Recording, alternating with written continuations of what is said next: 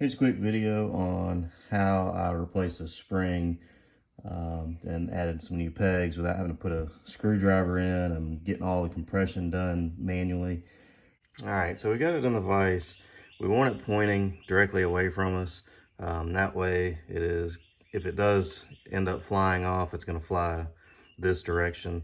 So make sure you're wearing your safety glasses, make sure it's pointing away from you. And then we're gonna start tightening it down.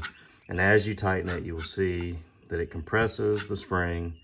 And you wanna get it to a point where you can get a zip tie around it. Got it to a point where it's compressed pretty well.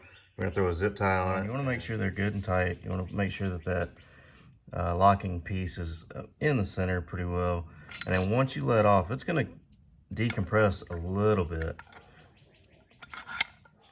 And then pull it out, and that's what you've got. So, all right, so once you've got your peg and your pin lined up, you can come in with your spring, get it pretty close, drop that pin down in there, and you're good to go. All right, so now we've got our spring compressed. We're gonna take that, drop it in here, clock it all the way back to the peg. We're gonna take our pin, just check for alignment, pull it back, put it in the perch, take this pin, drop it down in. Once the zip ties are cut and removed, you're good to go. Hopefully that helps reduce a little bit of stress in installing your foot pegs.